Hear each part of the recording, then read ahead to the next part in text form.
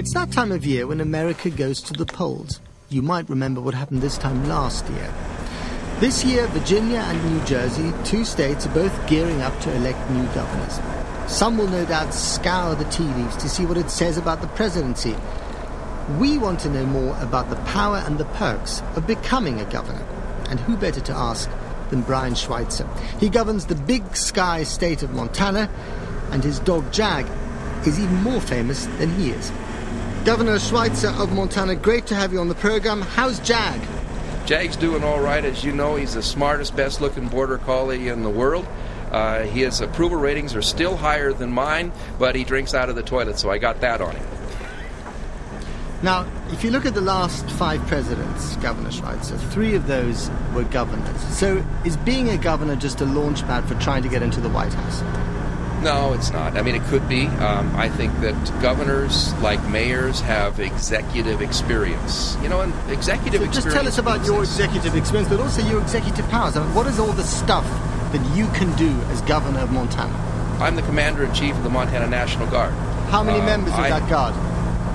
About 4,000. And I have F-15s and helicopters and Chinooks. You're a warlord. Well, we could take Wyoming. We've looked into it. Wyoming's got oil, but we don't like to think of ourselves as aggressors. Okay, so what else can you do? Well, 87% of my budget in Montana does 3 things. And every governor in America is the same. We educate, we medicate, and we incarcerate.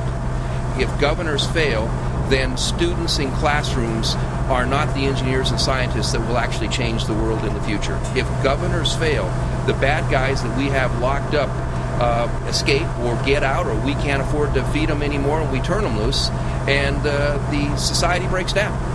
You ran a ranch before you became governor. Are there any similarities between running a ranch and running a state like Montana? Absolutely. You know, today, 48 states in America have budget deficits. 48 out of 50 states right now are either cutting programs or raising taxes because of the recession. In the case of Montana, I have the largest cash reserve in the history of the state. I have more cold, hard cash in the bank than any time in history, and we're doing it in the middle of the Great Recession. Where do you How keep do I it? do that? Well, I'm running it like a ranch. Now, when you have a ranch, you recognize that you're going to have good years and you're going to have bad years. Sometimes the price of beef and wheat is higher and sometimes it's lower, and you can't predict it.